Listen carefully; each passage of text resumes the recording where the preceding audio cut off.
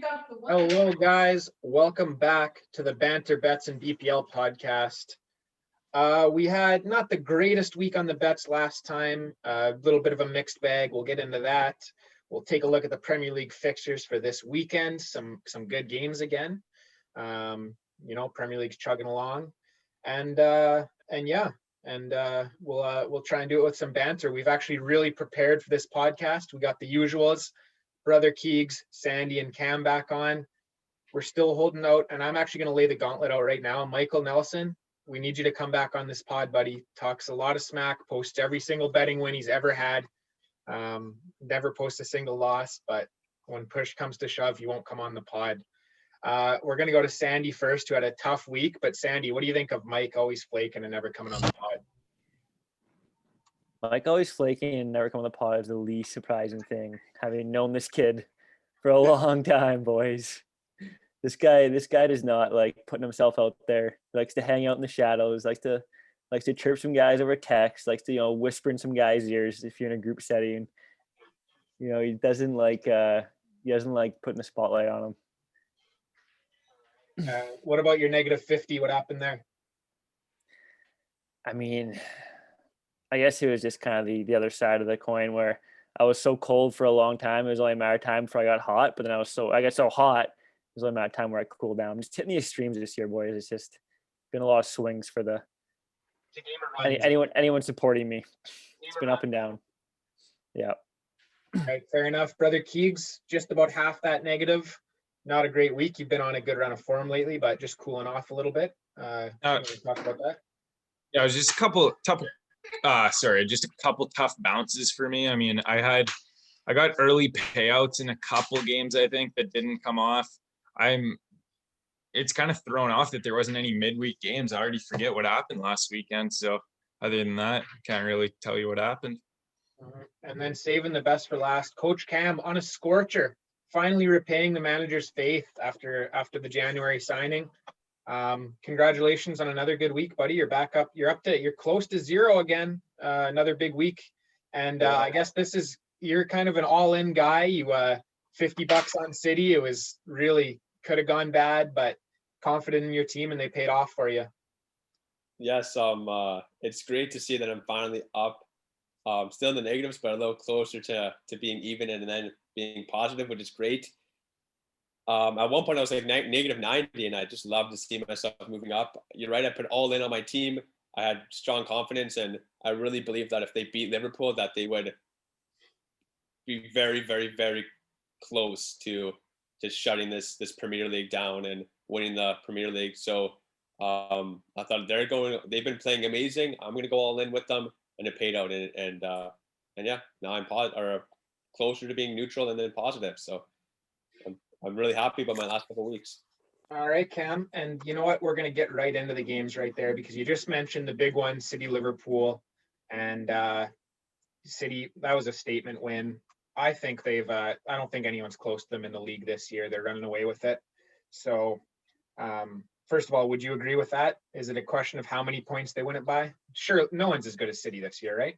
Yeah, I think that City's one of the best attacking teams in the Prem, and I've always thought that.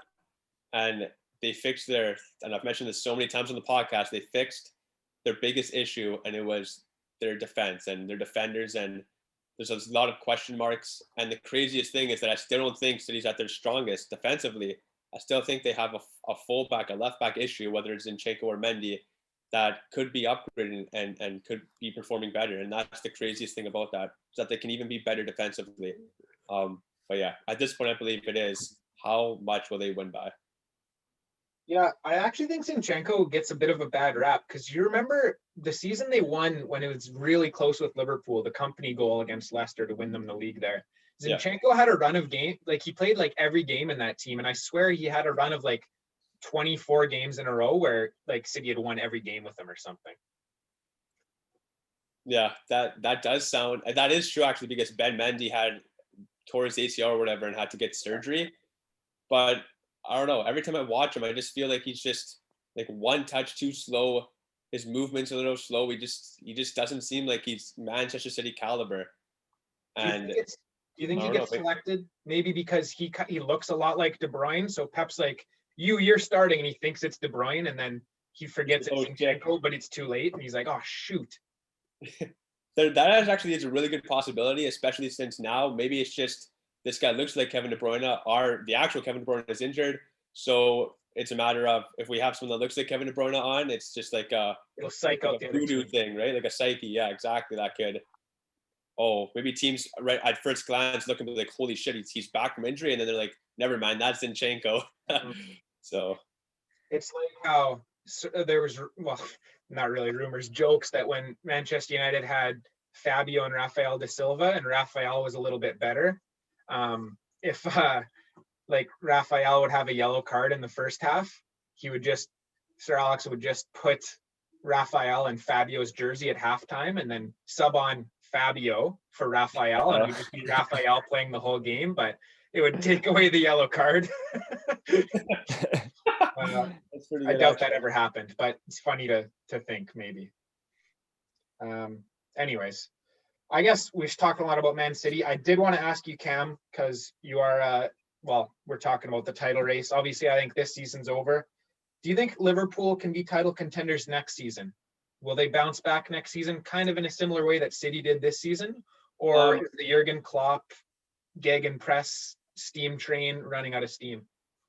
I think that they will be title contenders next season. I believe that their run of form in this season has to do with some defensive problems they're running into, and I believe that being able to win games consecutively brings on confidence, whether you're scoring goals or whether you're doing well defensively. I think that, for example, the City attackers, they're not scoring as many goals as they did last year, but I just think they're full of confidence because of how well defensively they're doing, and I think that's showing for Liverpool in the sense that because they have these injuries with Van Dijk and Joe Gomez, and Allison not being as of a presence as he was last season, is having an effect not only defensively, of course, but also attacking wise because of that stability that before they're thinking we can score 1 or 2 goals and win games. Now they're thinking 1 or 2 goals may not cut it, and that can put pressure on all parts of the team. So when those players become fit and come back, Van Dijk was one of the best players of the season, last season, the season before. He really makes a difference, and I think that they will contend for the title because of those players coming back. Yeah, I think it's kind of going to follow a very similar pattern to City this year. City had no center backs last year, struggled because of it, weren't close to the title. Liverpool has no center backs this year, struggled because of it, aren't going to be close to the title. And I think Klopp still has that dressing room, will be able to get them motivated for next year with Van Dijk coming back. And I'm sure they'll make a signing or two. So I'd have to agree with that. Moving on to, well, kind of switching across Liverpool and Leicester. Brother Keegs, there was a couple weeks ago, I asked you the question. Leicester played Chelsea. I asked who would finish higher, Leicester or Chelsea. You said Chelsea. Chelsea's looked not bad since then, but I'm going to ask you the same question here. Liverpool's kind of turning down a little bit. Are you still against Leicester? Who finishes higher this season? Liverpool, Leicester. Yeah, this is a pretty easy one. I mean, and I'd say pretty confidently Liverpool, and that's an open invitation for anyone who wants to make a bet with me because I'd love to win some free money. I was actually, when I was prepping this question, Keegan, I was going to say the odds are, if you pick Liverpool, it's 1.5. If you pick Leicester, it's 2.6. Who do you put your money on? You got, I don't know. Yeah, what do you do with that bet if that's the betting line? I probably wouldn't bet because I strongly think that it's going to be Liverpool, but the 1.5 odds aren't good enough, so I probably wouldn't bet either. I mean, Liverpool just has better players. They have better players. They have better XG, better expected position on the XG table, and we all know that that's a better indicator of future success than their point total right now. And all that considered, they're only 3 points back right now. So, I mean, I think it's pretty easy easy to say that Liverpool will do it, but with those odds, I wouldn't touch it. What about the odds in this game? Because it's kind of similar. Leicester a little bit more. Liverpool still might be some value. I'm probably gonna take Liverpool here. Yeah. Yeah, bounce back spot. Should be a fun watch. 4:30. I think this will be one that I get up for and hopefully stay up the whole time. Sandy, 4:30 Saturday morning. What do you think? I haven't made one yet this year, but maybe we'll turn over a new leaf. Yeah, still yet to get up for a 4:30 one. But What game week is it? 24. Sandy's 0 for 23 so far in the 4:30s, but there's always shoot through. I've set a couple 5:30 alarms, just try and catch the second half. But even that, I'm more of a 7 a.m. wake up kind of guy. Not really getting up at the crack of dawn. 100%. All right, that should be a good one to start the weekend off. Maybe not a good one to follow it up here. Sandy, Palace, Burnley. My question for you is, will this game finish 0-0? Because I look at this and it reeks of 0-0. I checked the odds for 0-0. It's only 7.5, which is pretty low for a 0-0 exact score. What do you think? Yeah, I mean, I don't like that you said not a good one. Maybe not the most fun to watch, but a great game to bet here. The line on Burnley is just making me salivate a little bit here. I don't know, 3.3 against the lowly Crystal Palace. I'll be all over this one. It's also for us over here in the Pacific time zone, 7 a.m. game. You don't want to watch that. So, you missed this 4:30 just because it's too early. Then 7 o'clock, there's no temptation to watch soccer. So you just sleep in until 9:30. Good to go. Absolutely nothing pulling you away from the bed. But, Burnley just keeps you distracted, boys. They went on a nice run there. They've been kind of came down a little bit. They're still riding pretty good. They're probably above, I don't know. Are they above Palace in the table? I think they're just better than Palace, and they're just a huge underdog here. What's that all about? Yeah, I don't know. I don't think that's goals. I look at this line. I think that's pretty standard for two kind of even teams, one team at home. Yeah, but we've learned, boys. We know that the home doesn't matter. So yeah, the fact that the bet makers keep taking that account is why we're skinning alive this year. This year, 2021, being not this season. Yeah, we've been showing them those bookies. All right, we won't waste any more time on that one. Although Sandy is excited for it, so they're excited to bet it at least. Man City, talked about them a little bit already with Cam, and I thought Foden was the player of the game.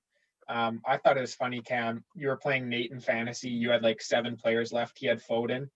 And you're up by, I don't know, 12 points or something. And you're like, well, I've already won.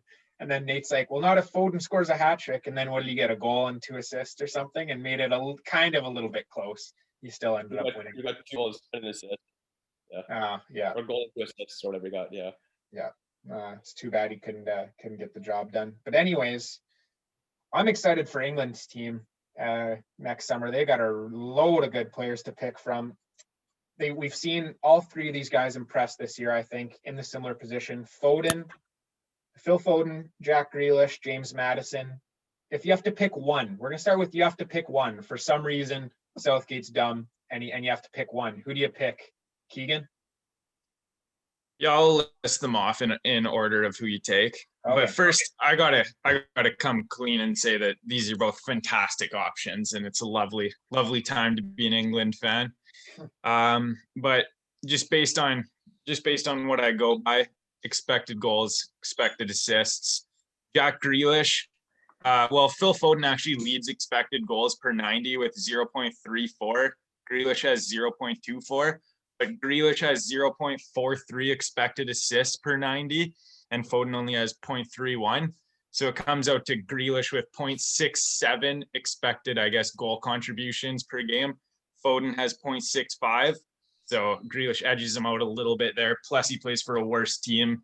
And then Maddison's quite a bit lower than both of them with 0.38. So for me, it's got to be Grealish number 1, Foden number 2, and Maddison number 3. I'm actually quite surprised that Maddison's that much lower than the rest of them, but I think it's more a compliment on what Foden and Grealish have done than a slight on Maddison. All right. Sandy, you got an order? If you had to pick one to be a starter and maybe a second one to be on the bench, who do you pick out of those 3? Did you include Grealish in your 3 guys that you said there? Yeah, Grealish, Foden, Maddison. Grealish, Foden, Maddison. So basically we're assuming the number 10 position for England. I would Grealish number 1, obviously. you can't leave that guy out. I'd be a little hesitant with Foden actually, just because. Well, I don't know. I haven't seen him play with England. I don't know much about his English pedigree, but I don't know. It might be a little tough to compare like what he'll do with City when they're just on the ball 24/7, just bullying teams, and then what he's going to do in an English team in the Euro. I'm not saying that Madison's like impressed at the international level either, but he plays for a less dominant team, so more accustomed to playing kind of that role. Whereas Foden's just in these of late, say he's just bashing teams, so he's always on the ball, just attacking. Yeah, he's going to put up lots of points, or lots of assists, whatever, goal assists. But who knows if that translates. So I'd probably put him third for now. Just, not getting the situational time right now. This team's too good. Interesting. Yeah, I thought it was all going to be Grealish and Foden, but nice to have a bit of variety. Cam, what's the 1, 2, 3 Grealish, Foden? I'm going to have to go with the same as Keegan. I didn't look at expected goals and goal contributions, but I think that Jack Grealish has been one of the best players in the Premier League this season. And like Keegan said, he's been playing for a weaker team. And I think that really should resonate on him playing and definitely starting for England, whether it's the number 10 or out wide. I would probably go with Phil Foden second, only because a little bit of bias. Obviously, he's a Manchester City a young player and up and coming talent. And I really think that he has a lot to offer England, and the earlier you can get him in, the better. And then James Maddison, I'm picking him third because he has to go third. He's the last option for myself. But Keegan touched on it a bit. They're all fantastic options, and it was tough to decide 1, 2, and 3.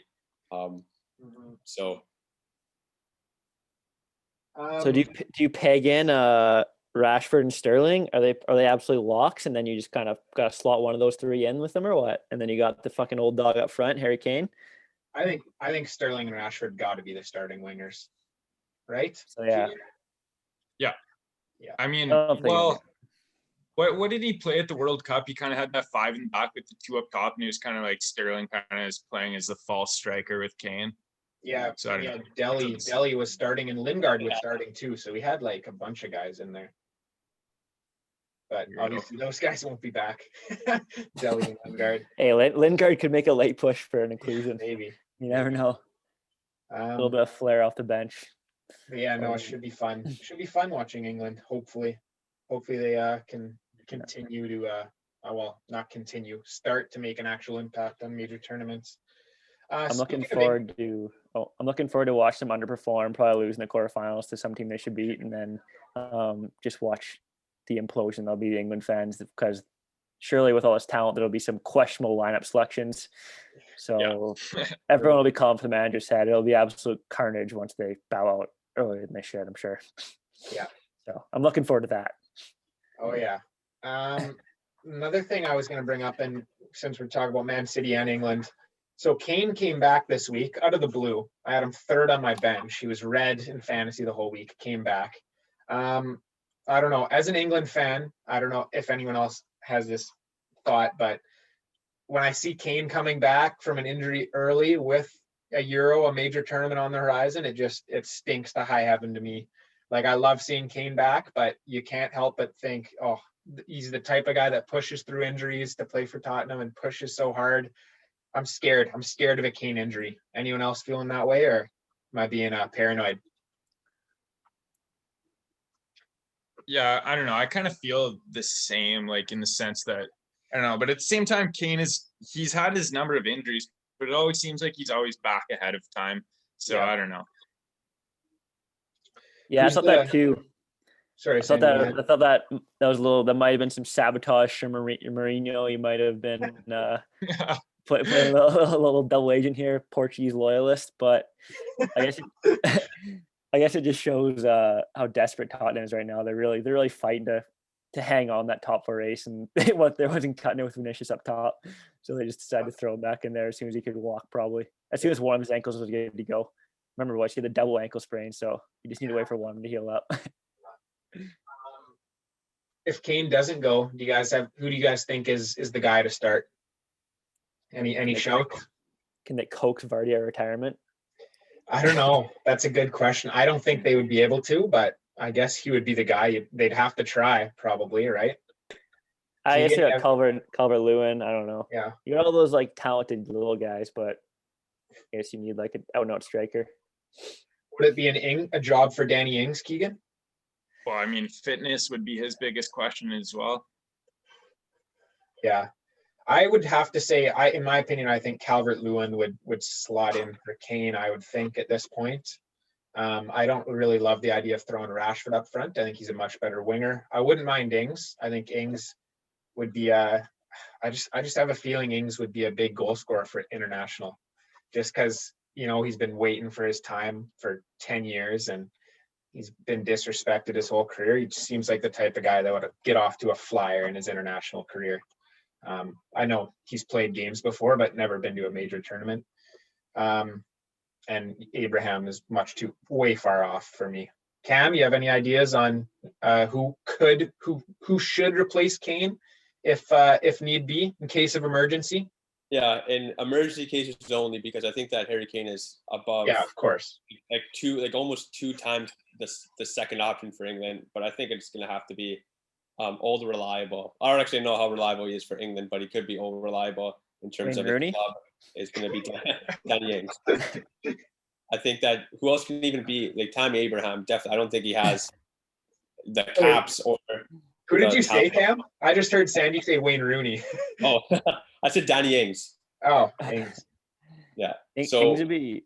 I think that he could be a player that could come. He's been in really good form for Southampton, and I think you need to reward form like that because it doesn't come often, especially when you're getting of age, like Danny Ings is. So of like, drinking age, right? And players like Tammy Abraham don't have the experience, I think, and they're just not good enough.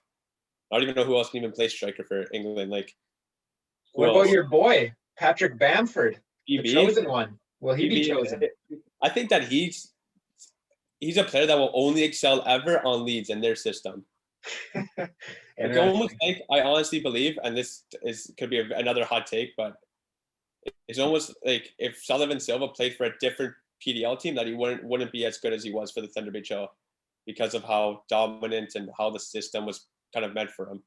So, like, obviously he's probably going to still do well, but I just think that Patrick Bamford is a player that is doing so well and excels just because of how Leeds plays. I agree with that to an extent. I do think he's in a perfect situation to be playing as well as he is. Yeah. All right. So this we got an afternoon frisk off on Saturday, and this one I wanted to just leave to we got Brighton, Keegan's darlings, Villa, Sandy's darlings. Keegan, your team's at home, so I'll let you have the floor first. Make a case for your guys against Sandy's team. I don't really want to make a case for Brighton. I don't know. Their results kind of speak for themselves, but I also I've got nothing against Villa. I think Villa is a quality team here, and I'm probably going to bet Villa with a number like that.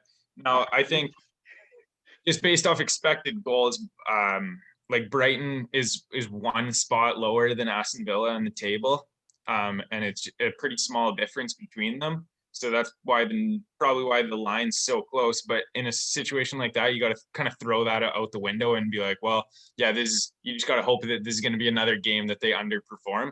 And looking at Aston Villa's number like that, I mean, I think you got to. Well, there you go. Already given up, Sandy. You going to pile on throw some dirt on Brighton here or what? Or is this a trap? Yeah, Keegan just rolled over there. just submitted himself like a little puppy. Belly up right now. Keeps belly up on the ground. Yeah, he's like Patty, my dog, when she runs into a bigger dog and just flops on her back. Yeah, I'm doing the same things Patty's doing. I'm not here for a fight. I'm here to make friends and ultimately speak the truth. Keegan's a Brighton. Patty is a very honest dog. I'll give her that. Sandy, go ahead. So I just want to ask Keegan an honest question here. When they do this expected goals, they don't consider I think I've brought this up before, who's on the end of these expected goals, do they? Because the fact that Brighton is in the same ballpark, but they got fucking Kevin Connolly or whatever his name is. Kevin Connolly. You're thinking Kevin Costner. No. No, Aaron Connolly, right? That's his name. I think Kevin Connolly's an actor. Is he the guy in Entourage? No idea. Big Islanders fan. But yeah, I mean, you got these bums. Someone do a research. Someone look up Kevin Connolly. But I think that's my reservation with expected goals. It doesn't consider who the fuck's putting these chances in the back of the net, and there's a lot of variation there. But anyways, yeah, I think this is a no-brainer. Villa is just way better. Brighton's like a plucky team. They're better than what they were when they're losing every single game and they're in like the bottom 5. They're better than that. But we're talking about Villa. We're talking about a legitimate Europa League like top 6 contender this year. So I think they're at the next level. And bullish on the villains. Dropping the hammer. All right. Yeah. I don't know. I just thought this you don't see many more even betting lines, right? But I guess we're all on the Villa side here. All righty. Let's move it along to Sunday, Valentine's Day. Let's show some love to these guys. And my question for Cam here: Saints, Southampton, and Wolverhampton, Battle of the Hamptons. These teams very close in the table. Southampton's kind of an up, highs, lows. Wolves opposite are steady, not too high, not too low. My question for you is, as two very opposite teams, who finishes higher this season? And also, who would you rather support? Do you like the steadiness of Wolves, or do you like the ups and downs, losing 9-0, winning like Southampton? So lots of stuff to mull over there, Cam. What do you? Yeah, I'm gonna start with the first part of the question. What team do I believe is going to end up higher in the table? I'm gonna have to say Southampton, and it actually is because of the style of play they've been playing, the more up and down style. Because I don't know, I believe that teams like Southampton are, when they're at their highs, they can be very, very, very good. And I think when they're hitting those highs, they are miles above teams like Wolves this season. They've competed against Liverpool, they've competed against City, and I'm almost positive they beat Wolves today, didn't they, in the cup? So Yeah, I think that not only are they going to finish above Wolves for that reason, but also I would be a supporter of Southampton way before Wolves, because I'm more of a risk taker, and I would love to have risks of watching them at their highs and loving the football they're playing, and taking the lows with a grain of salt, because I know how good they can be. Whereas Wolves are the same steady shit every game, and I want to throw up and pull trigs when I watch them play now, because it's just awful. The way they play is awful. Wow. Scathing remarks from Coach Cam. Seemed a little harsh. I don't think so, Keegan. Yeah, you were definitely not critical enough of Southampton. I know you guys aren't, probably not. There's few as staunch Southampton supporters as I am. They've been really bad lately, boys. Yeah. Like, they're getting worked. Che Adams has really lost his form a little bit. Bednarek's had about the worst 2 weeks any professional player can have, probably.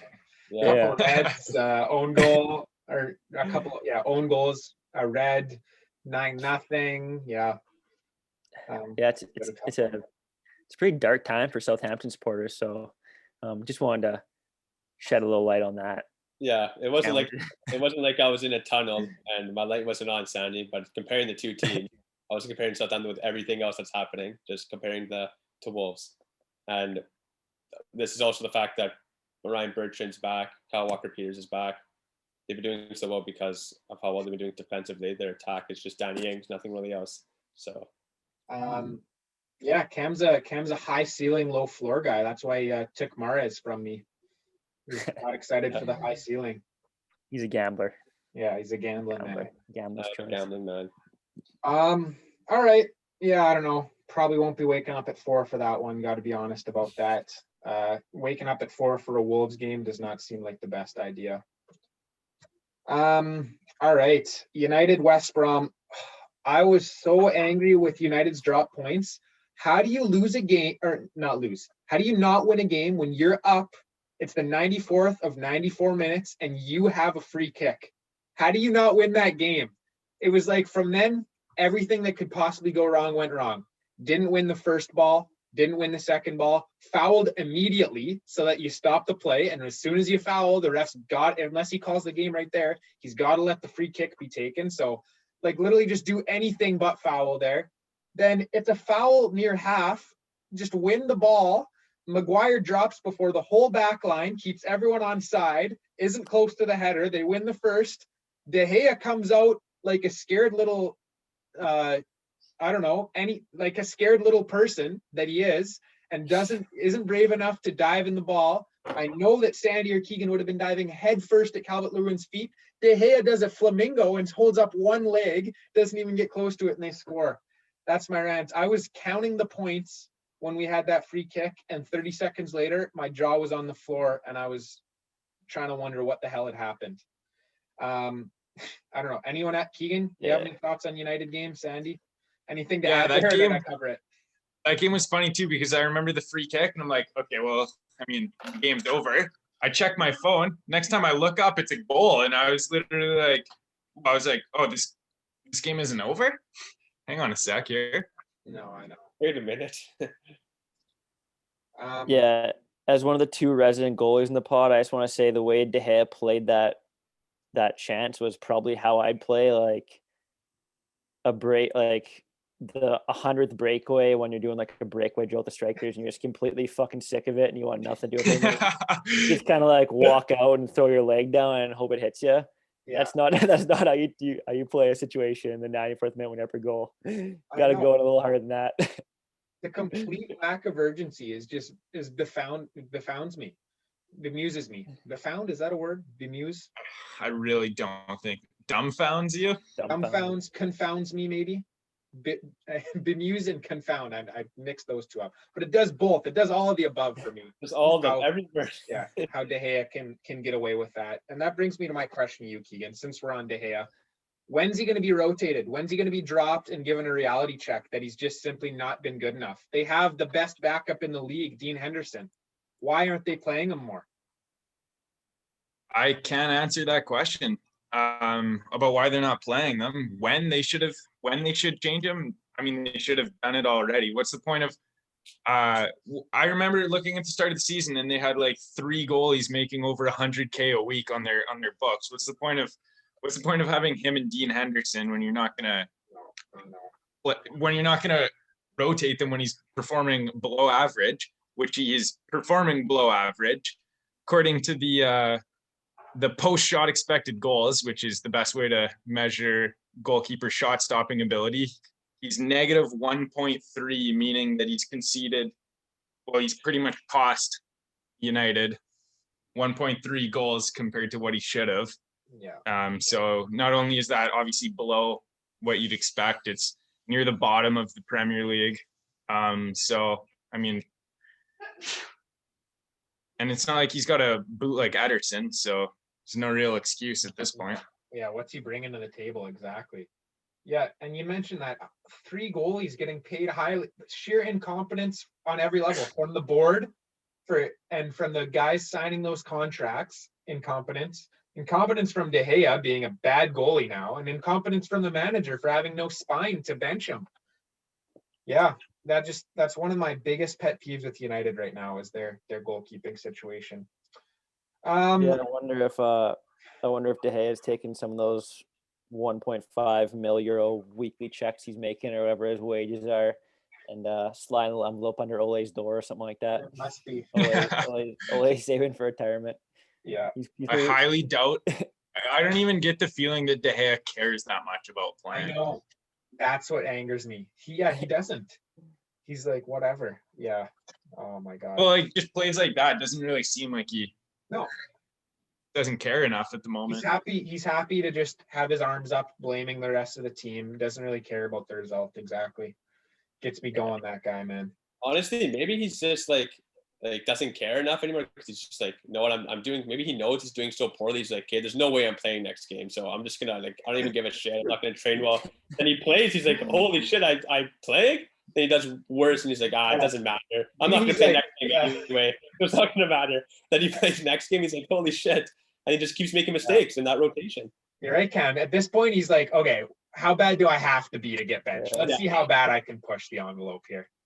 And he's just going to keep going. And Ole's like, "Whoa, he's our number one goalie. We're going to stick with him." Unreal. On a happier note for Manchester United, Bruno's goal was awesome. I love that guy. Do not love De Gea, love Bruno. Is Bruno the best player in the league, Sandy, this season? Is he the player of the year? Yeah, he's got to be. I think if so you too. deny that at this point, you're living in la la land. Like the stats are there. Just he passes the eye test. I think the only guy you would, obviously is De Bruyne if he's healthy and if he's balling out. You'd say has like a similar impact just watching him play. Yeah. Maybe Grealish you could throw up there, just these guys, but I don't know. Bruno's been pretty lights out this year. I think he's at this point, if you were to award the award right now, he'd have to be a lock. Yeah, I don't know if he wins it because they're going to finish, like, I think they might give it to someone on Manchester City because I see them running away with the league, but I think Bruno's been the most influential player in the league this season. Yeah, I mean, who do you give it to on City, though? I mean, De Bruyne out. I mean, been hurt a lot. I think it would have to be a defender. It would have to be Diaz because we all know who it is. I don't know why you're playing dumb, Sandy. We all know who would win that. Who is it, Cam? Ruben Diaz. That's simple. I don't know why we're having this debate right now. If Manchester City win the title, it's going to be Ruben Diaz, period, in the similar sense that Van Dijk won when Liverpool won. So it's the same thing. All right. Yeah, I guess so. I mean, I guess and which sucks because I was about to say, like, Liam, you hit it right on the head.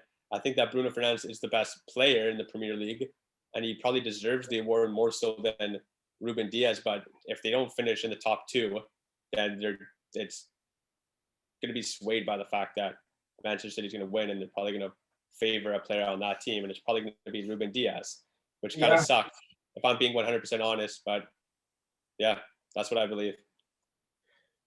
There you go. Cam calling a spade, telling us to get our head out of the clouds. Ruben Diaz, why are we even debating? There you go. All right. Well, we might as well move on to what should be another fun game. I'll be up. Yeah, we got a nice lineup Sunday here. Do you want to make a bet on?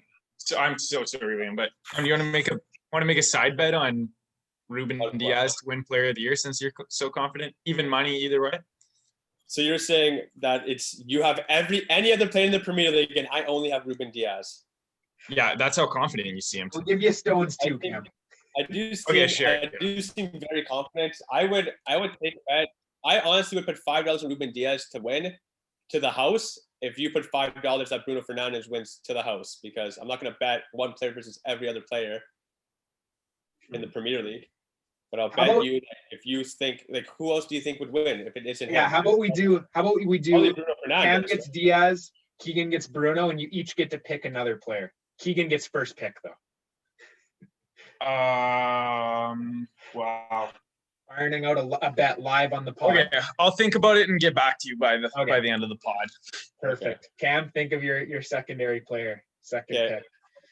I'm not sure why you're even second guessing yourself here, Cam. You've basically guaranteed City's win the league on air, and then you've basically just laid out why Ruben Diaz is the only guy who could win on City. Yeah, I was. It's funny you said that because I was going to even say a second player. I was just going to say no one. Like, I'm not. Okay. That's how confident I am. Okay, well then why wouldn't you just take the even money on Ruben Diaz versus every other player? Okay. I wonder what the betting line is for Ruben Diaz right now. Like that's like not a smart bet. Like, you have every player in the Premier League, and I have one player. It's only $5. Okay, fine. Fair. I'll take two players. I only need two players. I'll take Bruno Fernandes and Raheem Sterling. Okay. Fair. And Cam has Diaz. $5 confirmed. Yeah, I'll pay $10. Hey, yeah, 10? I'll do 20. Fuck it. Do I hear 20? 25. I'll go 30 if I have to. Okay, the highest I'm going is $50, Keegan. Do I hear 50? 50. Oh my god, this is awesome. Here first. Live banter bets and BPL. We got the banter. We got the bets just auctioned off. $50. Player of the year. Cam's got Ruben Diaz. Keegan has Bruno Fernandes or Sterling. Oh, I And hope know one what, of those Keegan, three I'll wins. pay you $25 if it's any other player other than one of those three players or John Stone. Cam's Yo. just throwing money away. Because like I was Okay, thinking fine. about having any other player, I was thinking there's no way it's going to be any other player than any of the players we just mentioned. Like there's Yeah, no and way. And I'll give you 50 if it's John Stones as well. There we go. Yeah, let's do it. All right. The boys are throwing money around on banter bets and DPL. Love to see it. Okay. Let's move on. Arsenal leads. Fun game. I'm glad you interrupted me there, Keegan. That was a great little bit. But let's move on here. Coach Cam, my question for you. Arsenal, a couple weeks ago, we're like, oh, man, they're playing the kids. They're looking awesome. Arteta's got it figured out. And then we had stupid 11 rearing its ugly head, David Luiz. We had red cards. We had dumb plays. We had losses that should have been wins. Is the Arsenal revival dead in the water? And what's their kind of ceiling for this year? What do you think? That's a tough question, though. So I'm going to begin by asking you guys and in the audience if you guys have ever seen the newest Pirates of the Caribbean, the newest one that came out. I don't know. What's Yeah, it called? No, from me. Dead Man Tells No Tale. Yeah, I think I've seen it. Yeah. Yeah, right? Okay, well, if you haven't seen it, I'm going to give you a little gist. So Jack Sparrow. This better be relevant. It is going to be relevant. Anyway, there's a curse on the dead people that they can never come on land. Okay? Okay. And that's the curse they have. And if they come on land, they burn and then they die. And I was just relating this to Arsenal. It's almost like they have a curse where whenever they do well, there's going to be some person who, David Luiz or Xhaka, that is just, they're just cursed. There's no way. They're like, we can't win any more games. We can't do this well. I'm going to do something completely and utterly stupid to ruin everything and hit it for a T. Just like in the movie.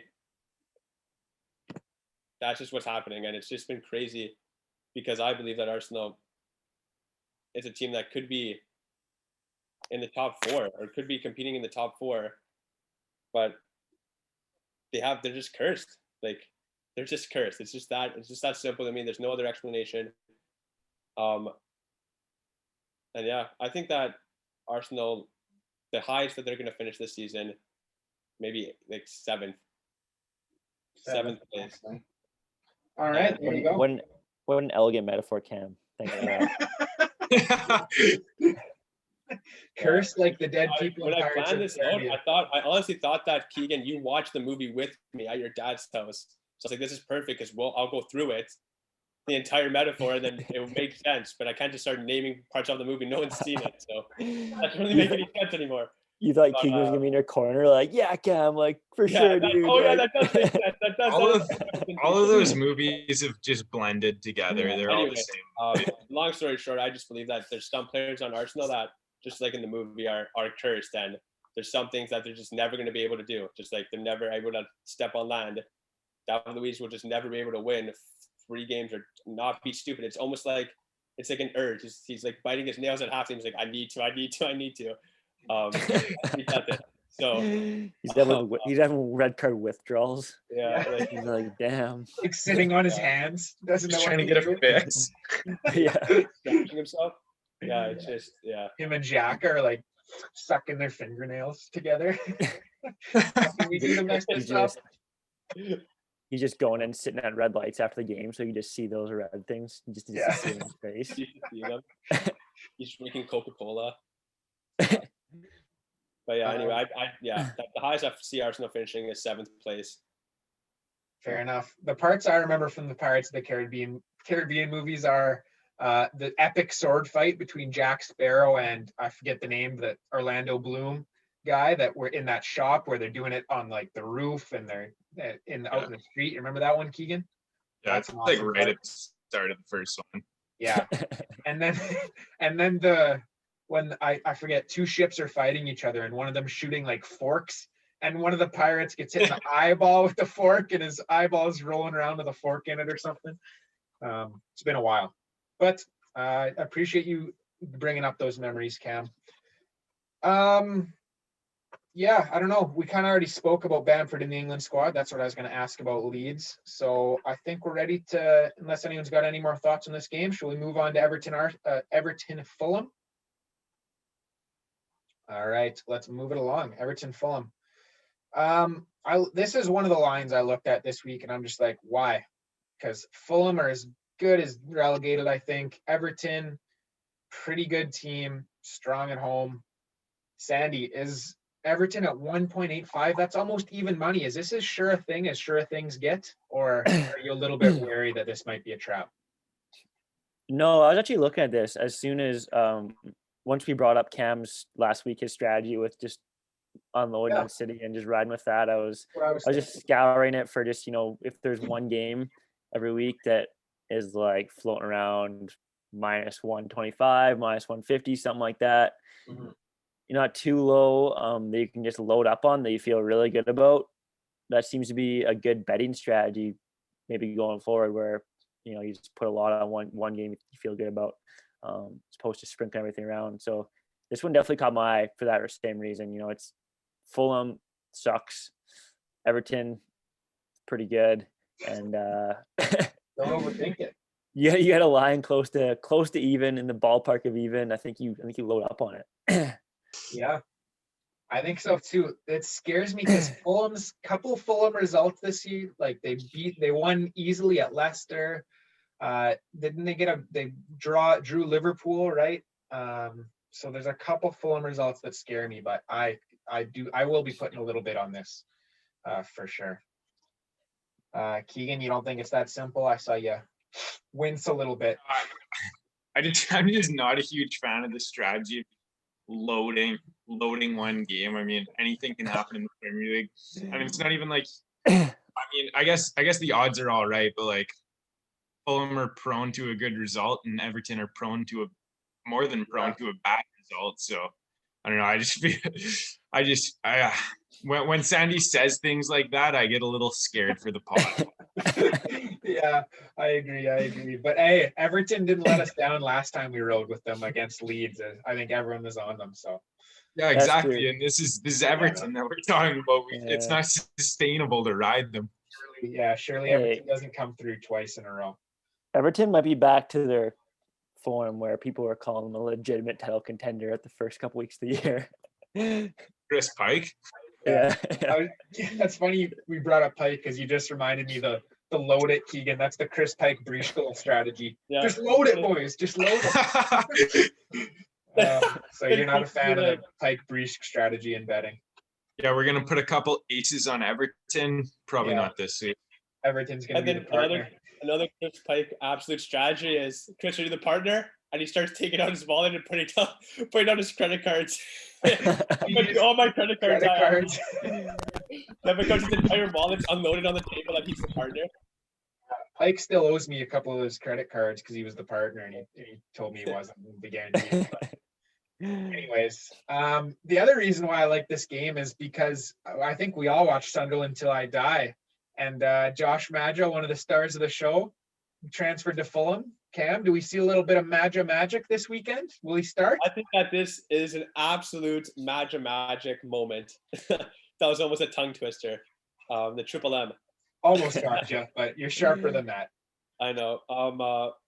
Yeah, I think that this is another game where Fulham can come up with a result, and I was also a little hesitant. Usually, I'm the one that we either say let's jump on, boys, and let's load it up. And when Stanley said that, I'm like, there's a couple other games that this game week that we can load up that are a little safer than loading up Everton against Fulham. So this is the one, boys. I'm back on Everton, at least for now. All right. Should be fun. We'll see how it goes. So moving on from the Fulham game and moving to the West Ham game, it brings up one of the controversial points of last weekend and the season in general, and that's the Souček red card. So just a quick story about it. If anyone didn't see it, then I don't know what you're waiting for, but Souček was kind of making a natural movement to try and get in behind Mitrovic, who was marking him on a free kick late in the game, moved his kind of arm up to put it around his back to kind of get a little bit of leverage to move past him, and his elbow hit Mitrovic in the face. Mitrovic went down like a sack of potatoes, got up a little bit after a little bit when he realized, oh, there's no point in me rolling on the ground. And it seemed like it was going to be fine, but then, Mike Dean gets called to the monitor, goes, takes a look, watches the same 1 second replay about 50 times in a row, and then eventually sheepishly pulls out the red card. Even Mitrovic was saying, no, ref, not necessary to get the red card. Cam, like, what are your thoughts on this? Has VAR lost the plot? Are we looking for, this seems like they're looking for reasons to give red cards and get involved. What do you think? I think that VAR is at fault to a degree on this point, because it isn't like VAR is saying this is a red card to Mike Dean. They're saying, I think that's exactly what they're saying, Cam. I don't think, no, he went to the monitor and looked. I know, but I believe Mike Dean has the, at the end of the day, has the choice of saying, is this a red card or is this not a red card? Yeah, but the thing is though, went to the monitor and said, this isn't a red card. This is wrong. Yeah, but the thing is though, it's not like they call him over to check a red card, because it's not like they're like, oh, there's an incident, probably wasn't a red card, but let's stop play and have him come take a look. It's more like, oh, that's a red card, is what they think. So they're like, well, that's a red card, so come take a look because you missed a red card, is basically what they're saying. They're not going to be like, hey, come take a look because you missed a nothing. No, but they're when you get called over to the monitor, it's to make your own decision. That was the point of the monitor. Before last season, there'd be a penalty, and VAR would say this is a penalty, and there'd be no say from the referee. I honestly believe that the monitor is there so that these exact instances don't happen, because VAR is saying there is a possible error on the field. You need to take a look. This is a possible red card scenario. There's possible violent contact. So you have to look and you have to make the decision. And that is why I don't blame VAR 100%. I'm not saying it's completely VAR's fault, because I think they were doing their job of saying there is a possible violent contact. So you need to come take a look. And he goes over and looks, and I spat on my TV. I'm like, you're disgusting, Mike Dean. You need to be fired. That was disgusting. Honestly, his full name, Cameron. Use his full name. Tell him how disappointed you are. Like, how do you must agree with me? That was awful. That was awful refereeing.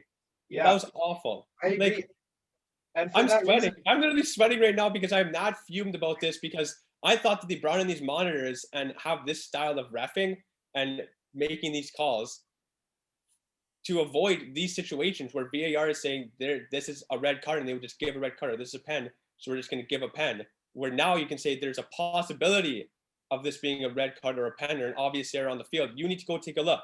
And he goes, takes a look and sees what we're seeing, obviously on the TV. And I can't believe he goes over and says, that is violent conduct. I can't believe that. Well, I can't. That's why I think I understand what you're saying, but I think there's an inherent bias in when you hear your ref in the booth be like, hey, you got to come take a look at this. This is probably a red card. It's going to be tough to be like, no, that's not a red card.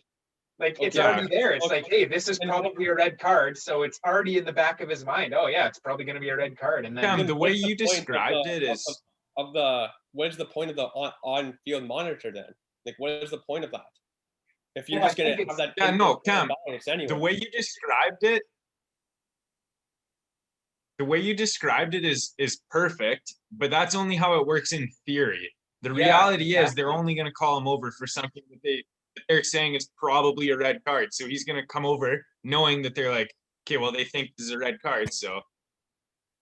Yeah, honestly, guys, I'm done with VAR. I honestly wish we could go back, because there's so many times like goals happen and you're like, oh, I'll celebrate, but it could get called back. Like that Everton last minute winner.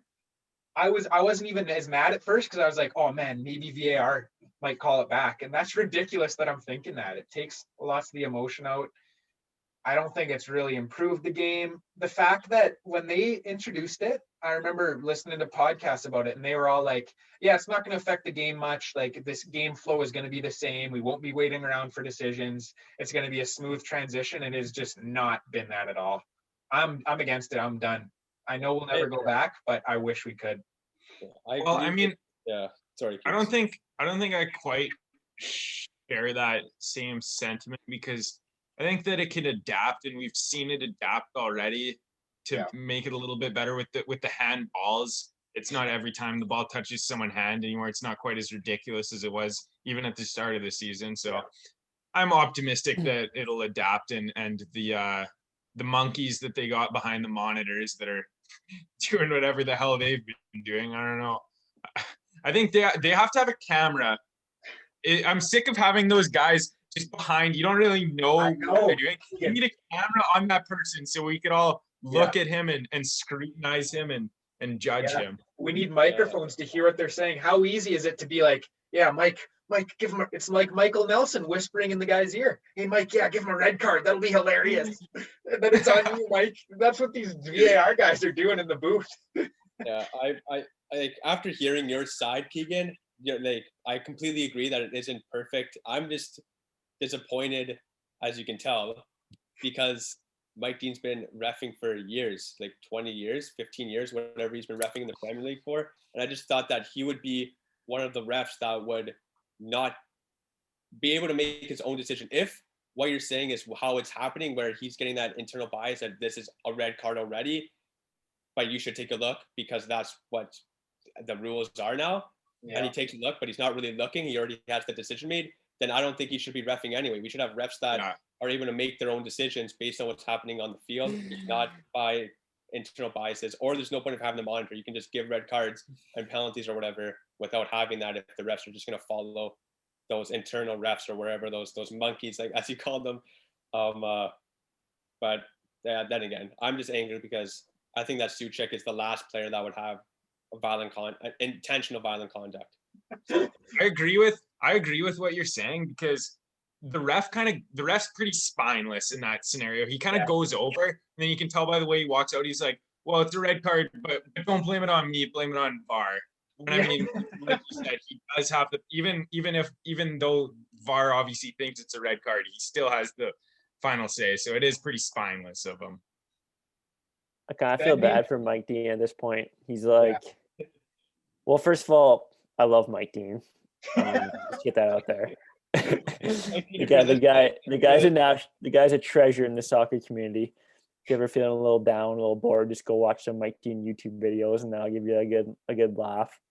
There's a male pattern baldness. There's a couple of those highlights with him like running to the players to celebrate the goals, or like sprinting back to half with like nice little cul-de-sac. I like the way you're describing the guys in the booth. They're probably making bets like, all right, we got Mike Dean today. Let's see if we can get him to make a stupid goal.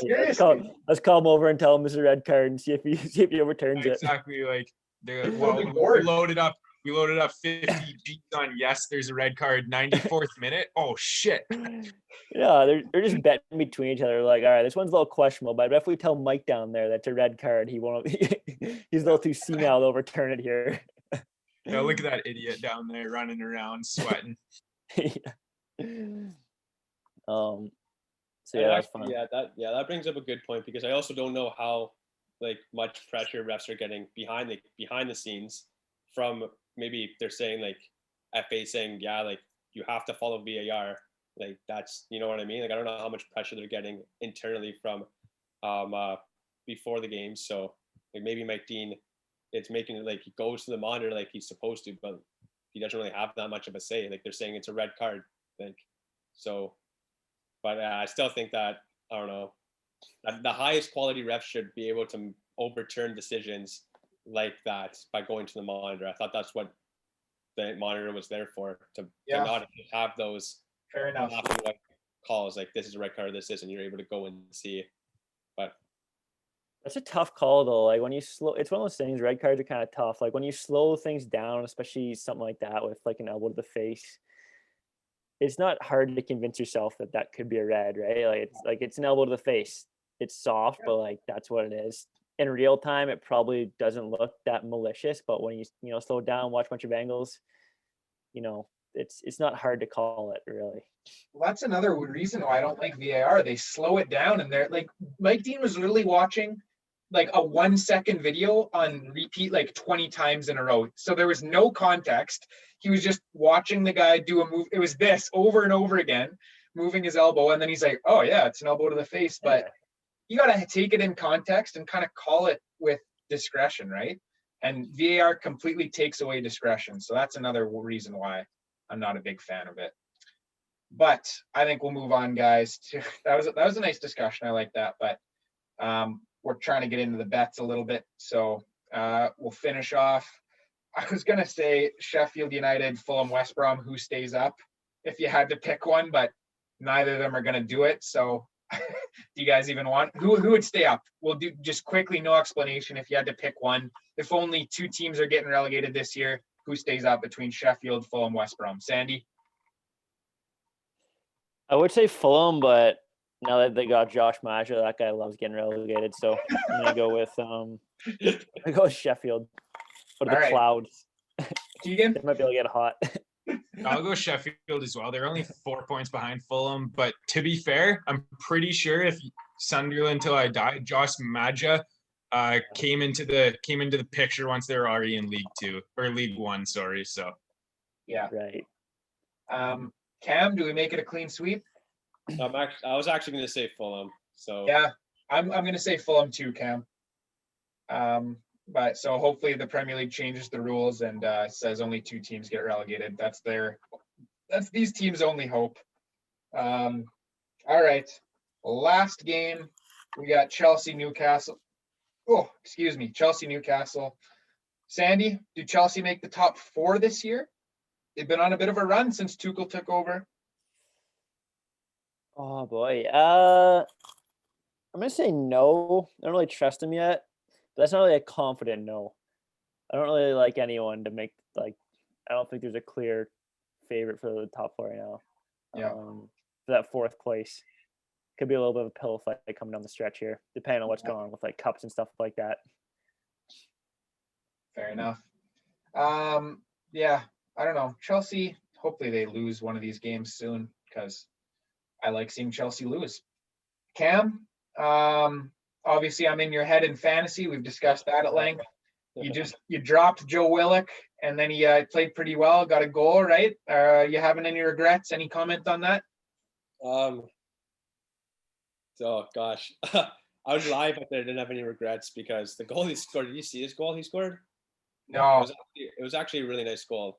So I think that he's working his way into this 11 for Newcastle and can really make a difference, which I suspected. But when he didn't play the very first game week, I was like, I can't hold on to him because I had injuries. So I ended up dropping him for Pascal Gross. Who got, I think, an assist, got 6 points, an assist and a clean sheet. So it wasn't the end of the world because Pascal Gross got me points. But it would be nice to have Joe Willock because getting those players that move to a team and do well in fantasy is hard because when you're at the top of the table, I'm going to say this as humbly as possible. When you're at the top of the table, it's hard to find players because once they start doing well, the lower teams are picking them up right away. So I can't believe I threw away a possible gem. But it is what it is. I can't dread it. I can just look forward and try to improve my team in other ways. The one that got away. All right. Are you going to win fantasy this year, Cam? That's a tough question. I keep telling myself that I really want to because how you're motivating yourself, telling yourself you really want to? I look at my team every week. I'm really working. You actually, the quote that stuck in my mind is when we visited you in Kelowna. We were talking about fantasy. You won, and you said the fantasy is won on the waiver wire, and that really hit me because I thought that I draft good teams. Like last season, I thought I had a good team. I ended up finishing mid-table 8th, and I'm thinking I have really high total points most seasons, and I'm thinking there's teams that are ahead of me that have less total points. Like, what can I do? And that really hit me. And I've really tried my hardest to work the waiver wire as best as I could to find players that are going to be performing well. My biggest hit was El Ghazi. I had him for 3 weeks. He got 15, 8, and 8. So he won me 3 weeks, and I'm just going to keep working that. And I think I can really do it, which is crazy to think because I don't think I'm the best fantasy player, or best fantasy manager, but I really think I could. Yeah, when you said you had a quote that stuck with you, I thought it was going to be me saying, "Cam, you suck at fantasy" or something like that. That you've bulletin board material all season. Sandy, are you going to win fantasy? Yeah, I mean, just to comment on your your claim, and I guess the notion you've got Cam believing that you win fantasy on the waiver wire. If I do end up winning fantasy, I will completely disprove that because I haven't made a transaction in like 2 months.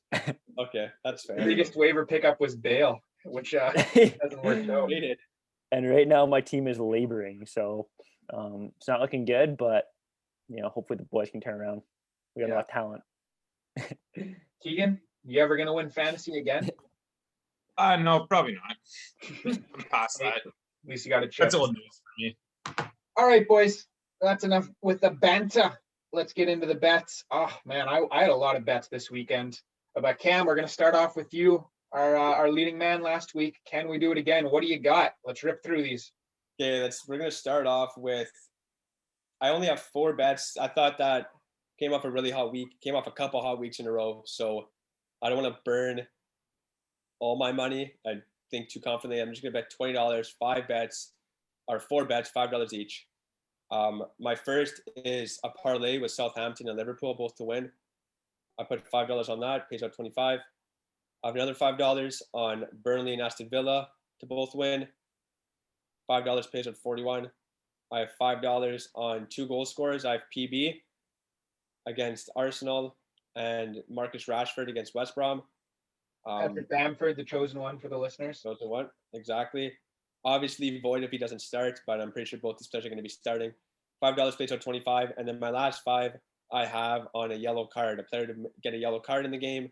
These are always risky, and I know Keegan hates these. He thinks these are like a money grab. They're betting for yellow cards, but I'm going to bet on Oriel Romeo on Southampton, $5, 3.75 pays out, whatever it is, 18.50. So, yeah. The Baltimore Oriole, they call him. Yeah, exactly. I think that he's just, when I was looking through, I'm like, this player looks like a yellow card man. So I bet him. I put $5 on that. So those are my 4 bets. All right.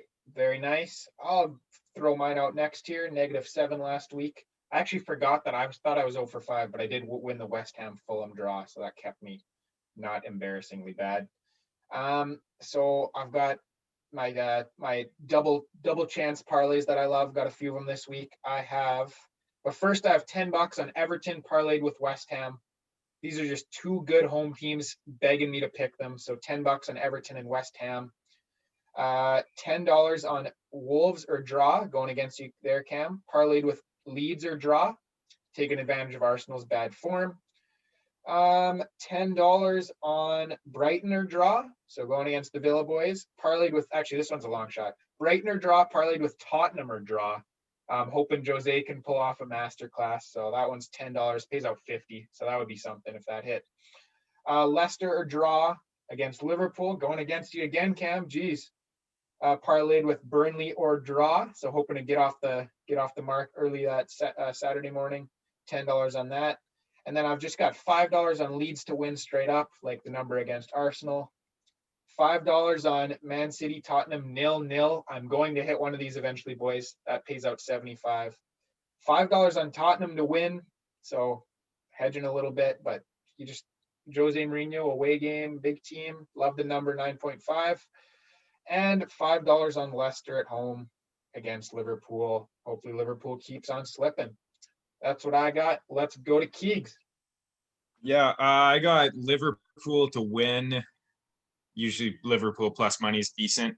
And $5 on Tottenham. You mentioned it a little bit. What a ridiculous line for a top 6 team. That is a lot of confidence in City. And I mean, 9.5, I mean, you just have to. You just have to. Yep. 5 on Villa, 5 on Wolves, 5 on Leeds, and 5 on Burnley. That's what I got. There you go. Love it, Keith. Nothing pretty. Just a couple winners straight up. Sandy, what you got? Well, Liam, you're on an absolute tear there with the double chances, eh?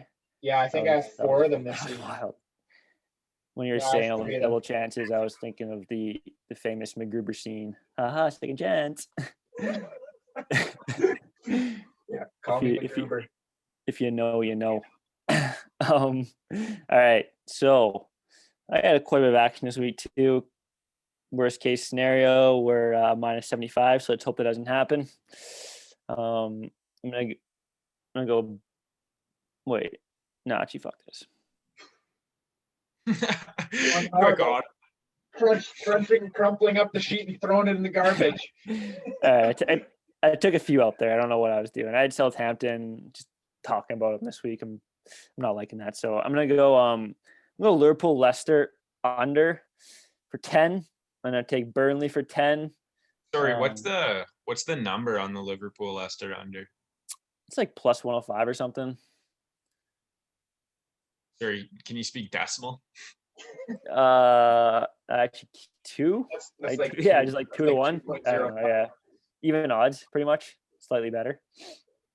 Yeah, I just don't think Liverpool's scoring much lately, and it's one of those big games where lots of times it goes under. Spurs, I think you guys had that too. $5 on Spurs. That line's kind of crazy. Yeah, I'm gonna go, and then I got a couple. I'm going big on a couple here. I'm gonna go Villa, my boys, for 15, and I'm gonna ride with Everton for 25. Got to back up my talk, so gonna ride with the boys. Nice. Boys, I think we're winning. Well, I mean, we went up against each other a little bit. I know I was against a lot of you guys, but hey, hopefully if we're net positive on the week, that's what you ask for.